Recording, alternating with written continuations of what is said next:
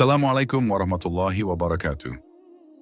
Yangend Seb Kam, waking up at dawn to start his routine of meditation and prayer in the cool silence of the morning, felt a deep peace while sitting cross-legged in front of the Buddha statue.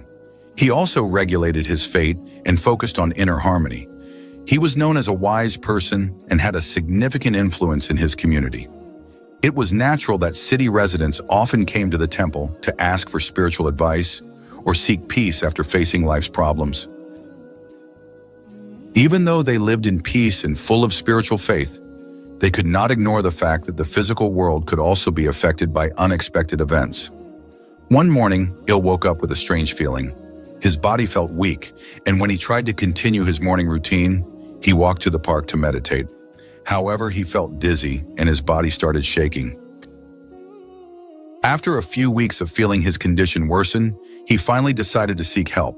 He consulted local doctors and tried traditional healing methods, but no one could explain or cure the illness he was suffering from. All medical tests showed normal results, yet his body continued to weaken without any apparent reason. The doctors remained confused and could not provide answers. His physical condition deteriorated further, with trembling hands and unsteady steps. His confusion deepened, and the peace in his life began to erode due to his growing infirmity. Despite all this, Yangend Seb Kam tried to remain strong. He refused to let his pain interfere with the teachings he had been sharing with his followers, holding on to his inner faith and wisdom, even as his body faltered. In 2024, her health condition worsened. Her body became weaker, and she began to have difficulty carrying out her daily activities. The easy journey that used to be full of peace now feels different.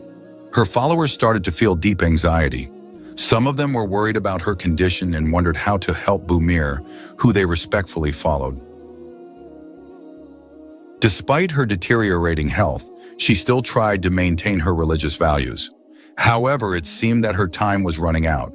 Her physical condition continued to decline, disturbing her inner peace. She felt desperate and didn't know what else to do. She tried various treatments, from traditional medicine to modern remedies, but all her efforts were in vain. She felt she had reached the limit of her physical abilities. While she tried to come to terms with the possibility of death, the fear of the end began to weigh heavily on her heart. Even though she had lived a life guided by Buddhist teachings, she couldn't escape the uncertainty of life. The teachings about suffering and freedom from fear seemed ineffective in comforting her. One day, a young Muslim man living in the city heard about the monk's condition. Known for his empathy and caring nature, he felt compelled to help. The young man approached UPROAR and suggested that she meet a Muslim cleric in the city. He was convinced that the cleric might provide the spiritual assistance she needed to overcome her illness. Although she was doubtful, the suggestion lingered in her mind. Meanwhile, her condition continued to deteriorate.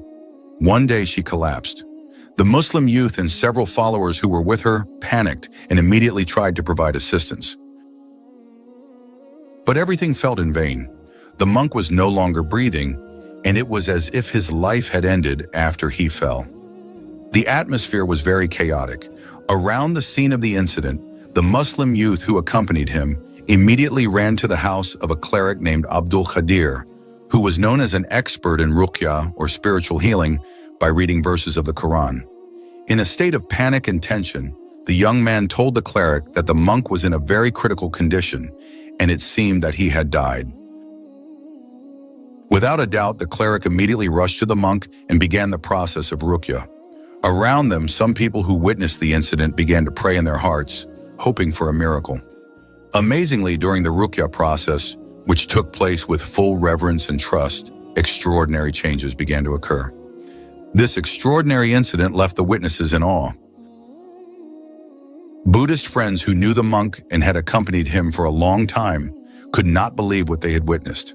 They saw a monk who was previously lifeless come back to life and even utter sentences in Arabic, a language that should have been foreign to him. Many among them tried to find reasons or explanations for what had happened, but they couldn't find an adequate answer. The feelings of shock and confusion that struck Bhikkhu Yen were profound. He could never have imagined that he would experience such a significant spiritual transformation after his physical recovery. The miraculous Bhikkhun Guyan felt the need to understand further what had actually happened to him.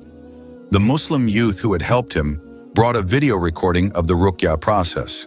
The video showed the final seconds before the Bhikkhun Guyan started moving again, as well as footage of him fluently reciting the Al-Fatiha in Surah Al-Ikhlas.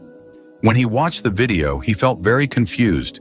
He did not recognize himself in the recording. His voice recited the verses of the Quran very clearly and fluently, but he did not know at all what they meant.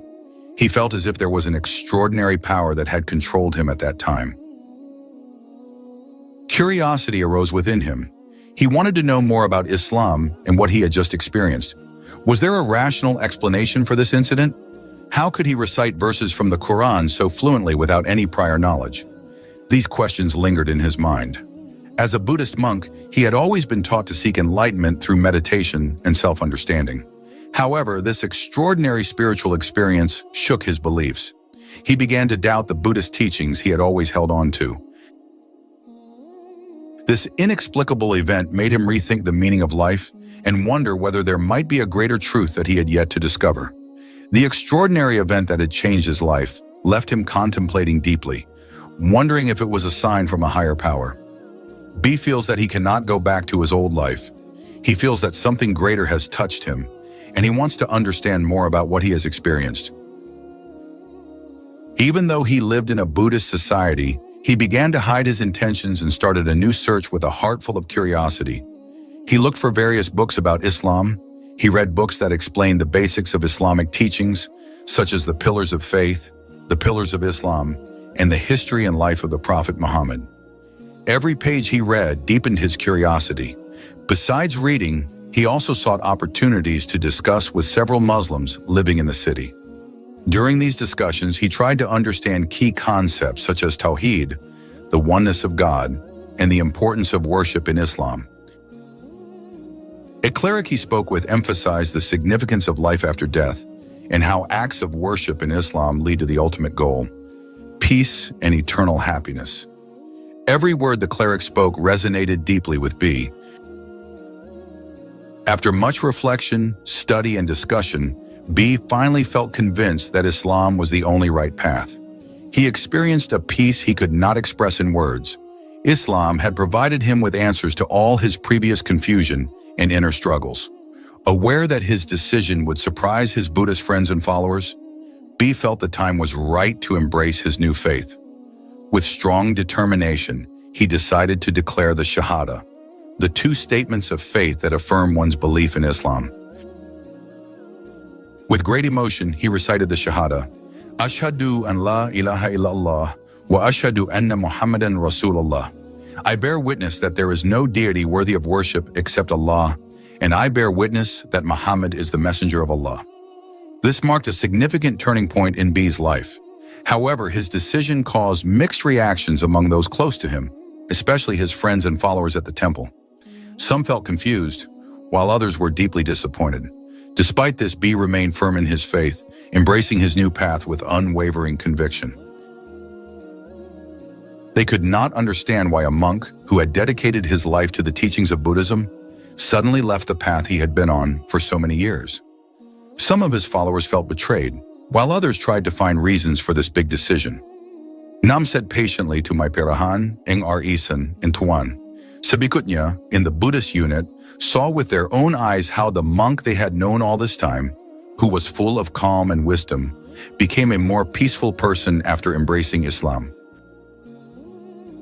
Some people started to become interested in learning more about the teachings of Islam, moved by the sincerity and peace they felt. Some who were initially doubtful began reading books about Islam and engaging in discussions about this religion. The Buddhist unit Para Isanguna Agilaran discussed how the way of peace and love, which he followed after embracing Islam, transformed him. He admitted that he used to feel empty, even though he followed some spiritual teachings in Buddhism. Now he feels a peace that he never knew before. He shared that this journey brought him closer to Allah, and he believes he has found the right path. He described his spiritual search as a quest for peace and meaning in life. The difficult path to finding peace, he said, proved that there is nothing more important than following the truth in one's heart. even if it means going against long-held traditions. Now he stands as an example of courage in seeking the right path, even when facing rejection and difficulties.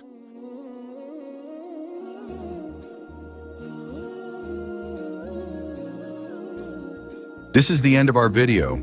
If you enjoy Islamic content like this, don't forget to subscribe. See you in the next video.